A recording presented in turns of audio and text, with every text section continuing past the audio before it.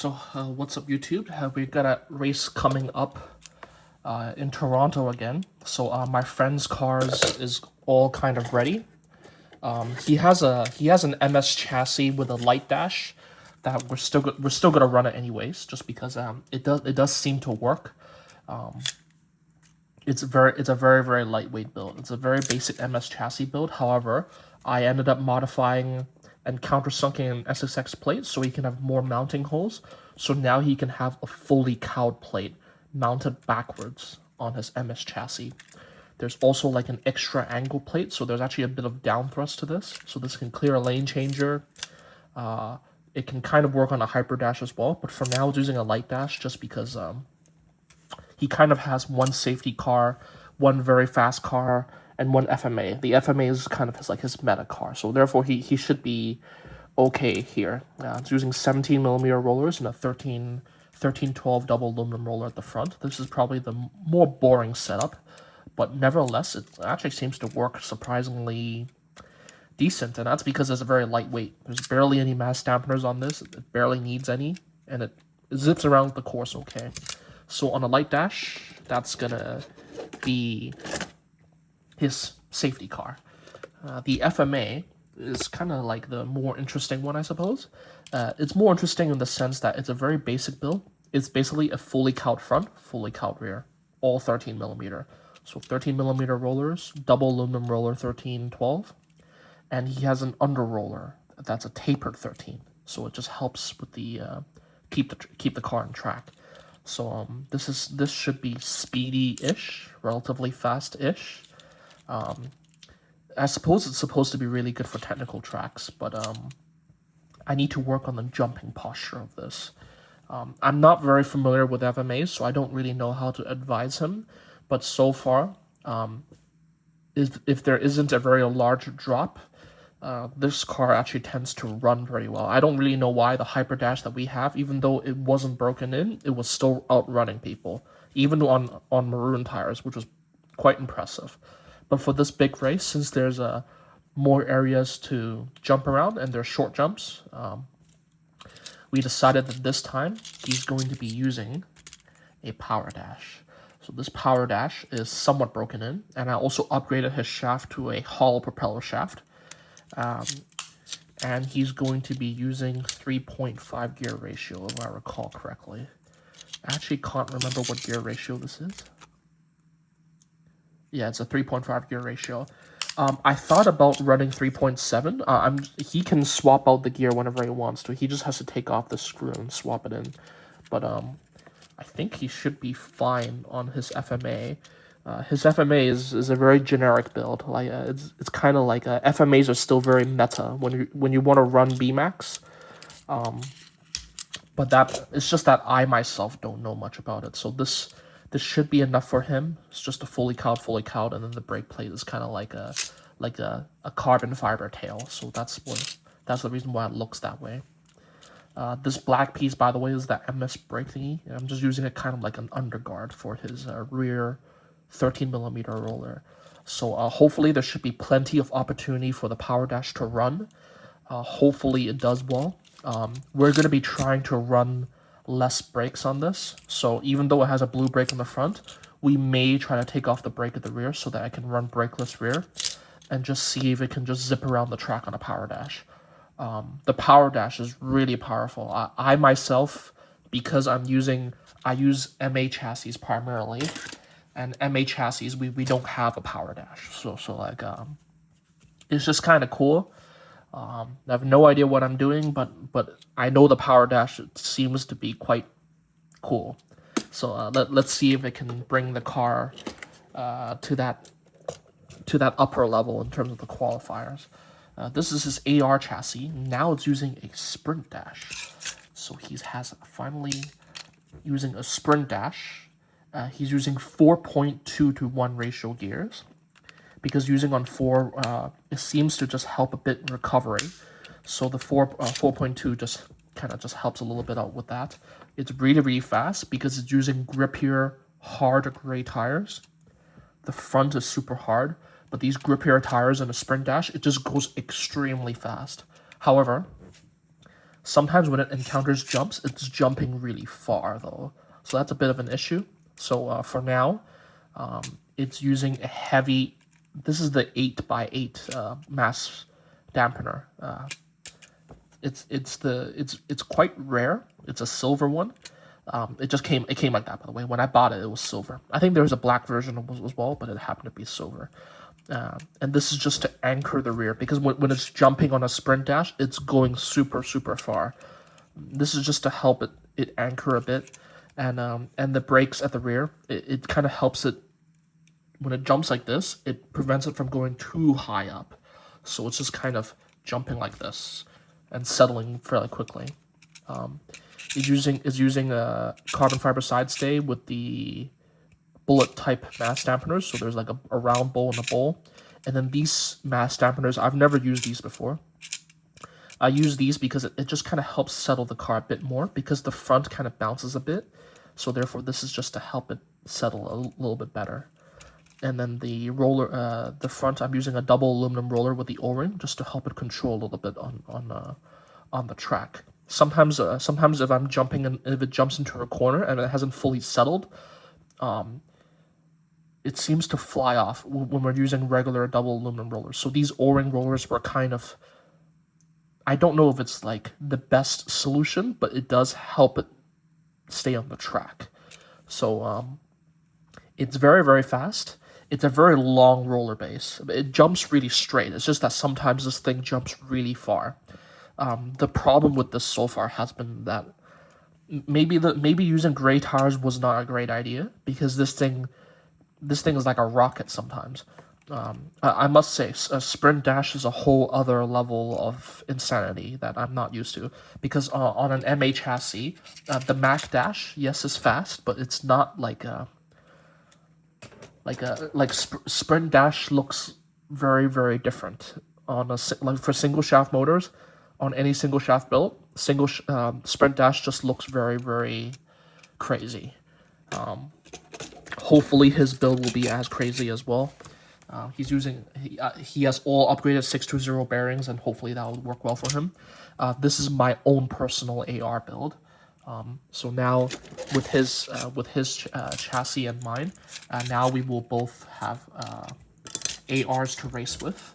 However, I'm not entirely sure how well his will do, and that's because I have no idea what to actually work on for an AR.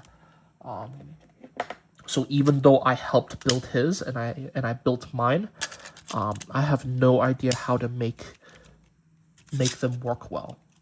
I'm not an AR builder. I primarily race MAs. This is his. This is on 4.2 gear ratio.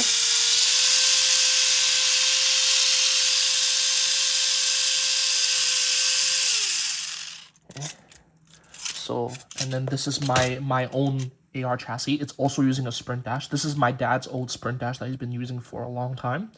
It's very, very well broken in, and I'm using 4 to 1 gear ratio. So it's a little bit different. My build is also much more lightweight, but we will see how it goes, and this is how mine sounds.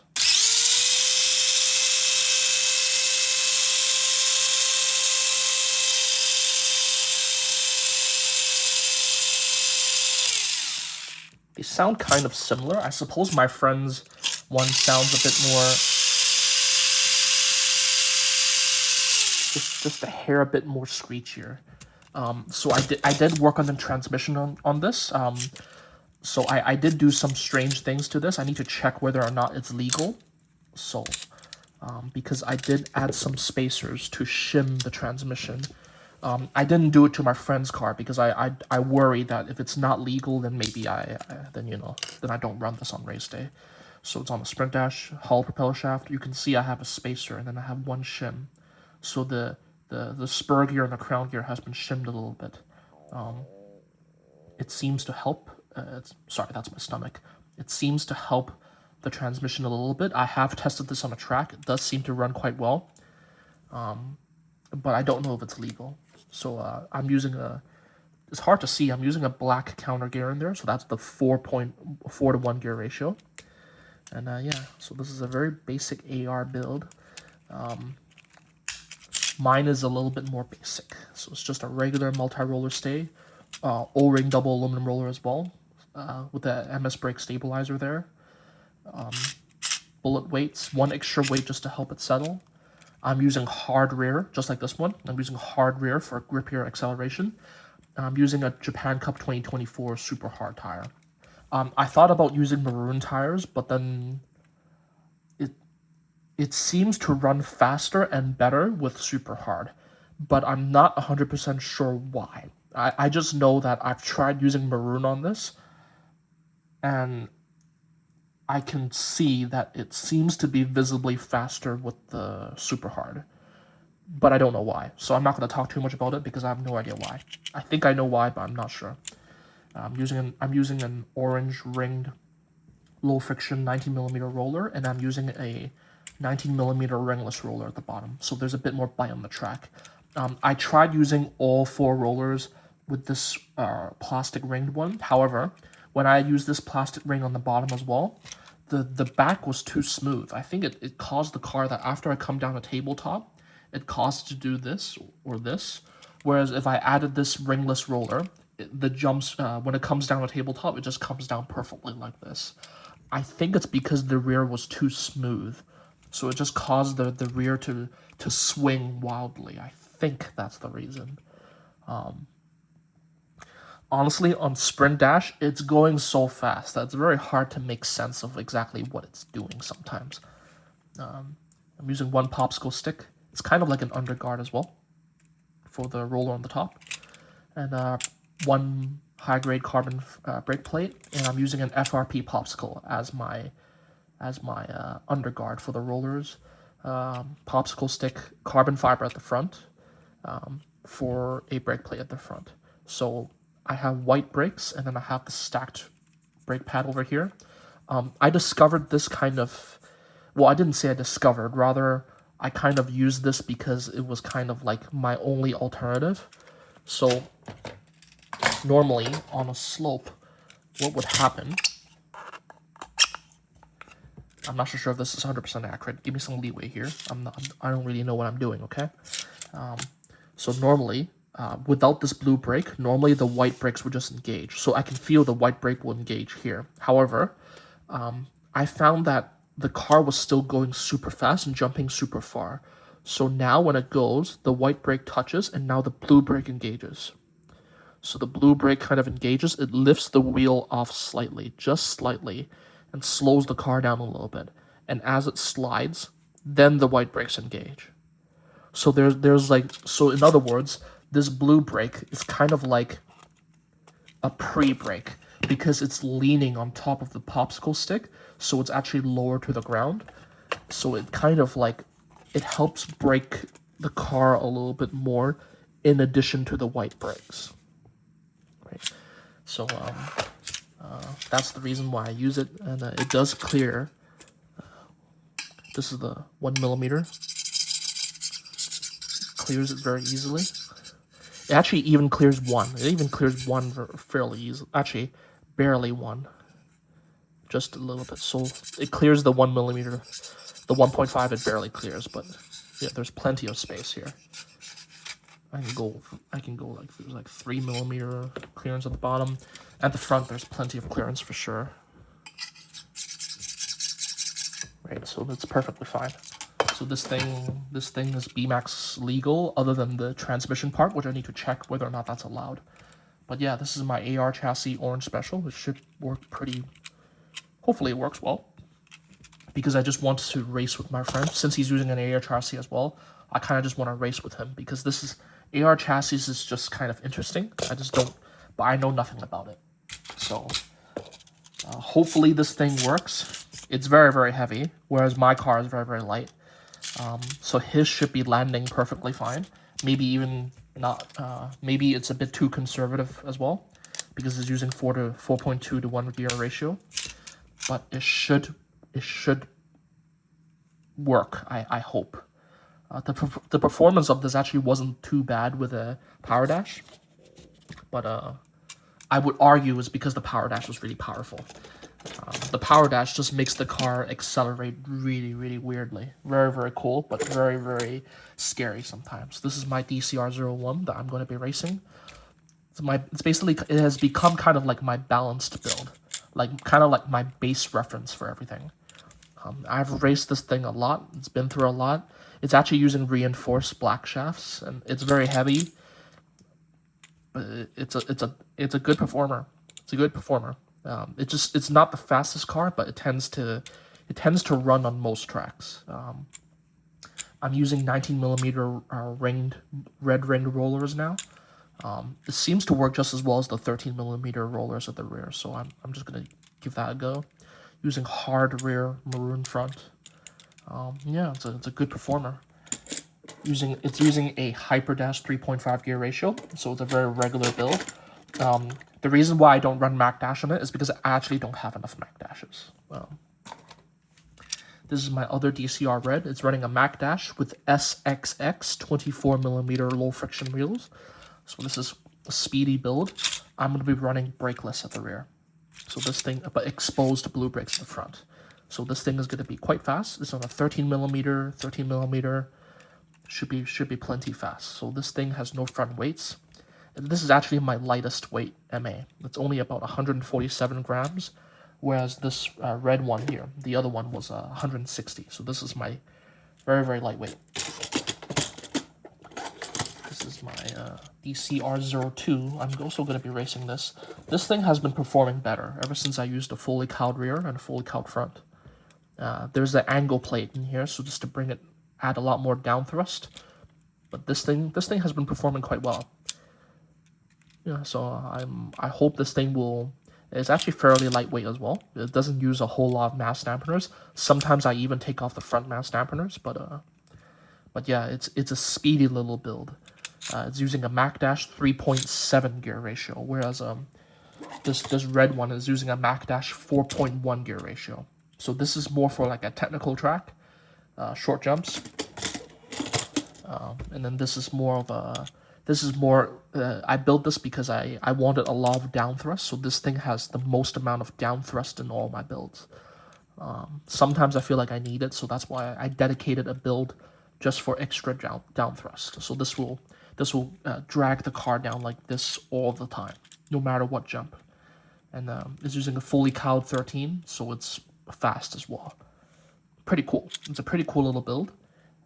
It outsped quite a few number of builds. It's actually quite impressive, but unfortunately, it hasn't won. It has never gotten top 3 podium.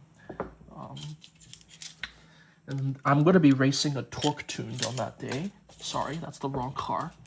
I'm not gonna be bringing that white DCR because that white DCR hasn't been performing well. But I'm gonna be bringing this as a torque tuned build. I know this is a tuned motor, and I'm running it for BMAX, but I'm gonna try to run this brakeless on that day. So completely brakeless, and I'm just going to see how this runs. Because even though it's on a torque tune, it's actually relatively fast. So this torque tune motor is super well broken in. Because I've been racing this torque tune motor for like for almost 7-8 months continuously, and I cleaned the motor only once. And it's just very well broken in and super, super fast. Yeah, it's surprising that this little thing this thing has served me very, very well. It's a short roller base, full 19mm build. The reason why I'm not using these low friction in the front is because the front needs a bit more control. I always find that these ringless rollers, they always help. If you ever veer off a bit too much, it kind of helps bring it back into reality, like back into the track. So that's the reason why I do this. And this is a 17mm stabilizer head. So the 19, 17. Very, very cool. And then I have a backup car that I may or may not submit. So this is my Thundershot Red. It's my Thundershot sliding dampener.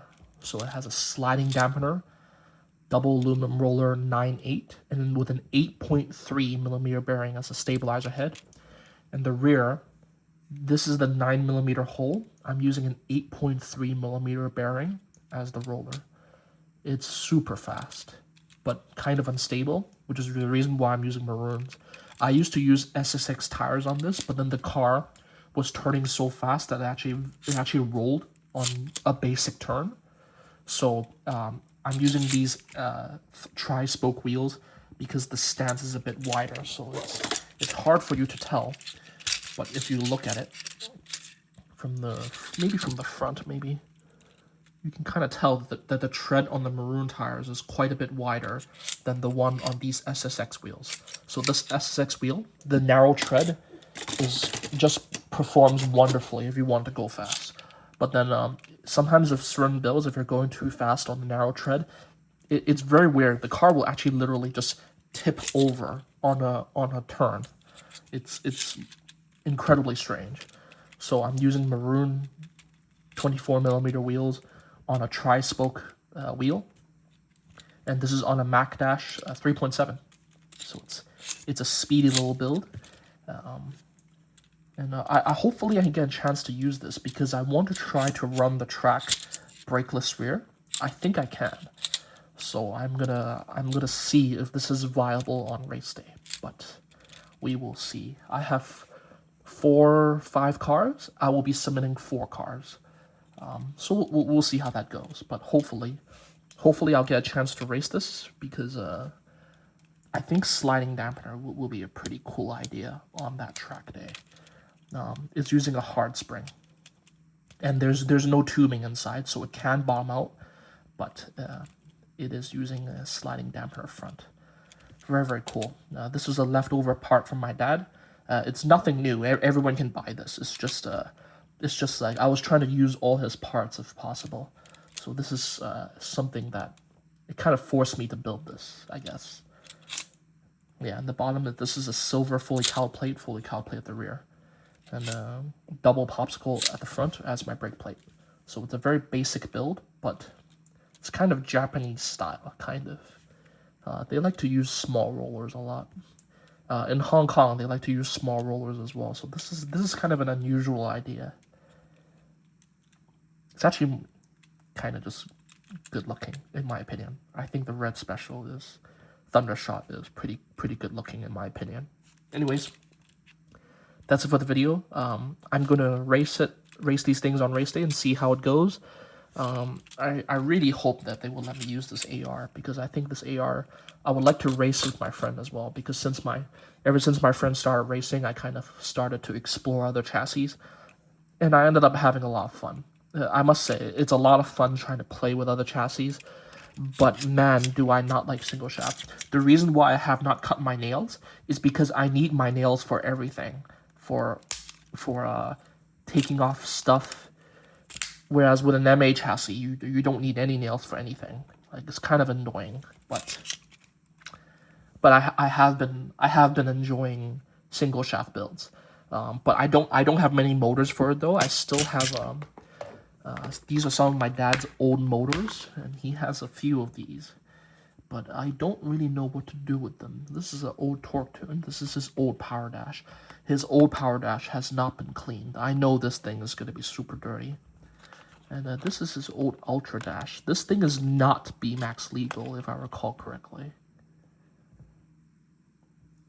But the logo at the back says Mabuchi motor. It's not the same as the other ones. So like the other ones say SMC, right? I don't know if this is... I actually don't really know. I think this is the only power dash that I will ever mess with. I'm actually not quite sure what this will do. Because this thing doesn't... By the way, Ultra Dash, Power Dash, Sprint Dash, they don't exist from MA. MA, you basically have Light Dash, Hyper Dash, and Mac Dash. So it's much more simple. So there's no Ultra Dash for MA chassis, so I'm not quite sure what to think of them. He also has these old white can motors as well that are, they look a little bit different, so I decided to save them. This is the Mabuchi motor as well, if I recall correctly.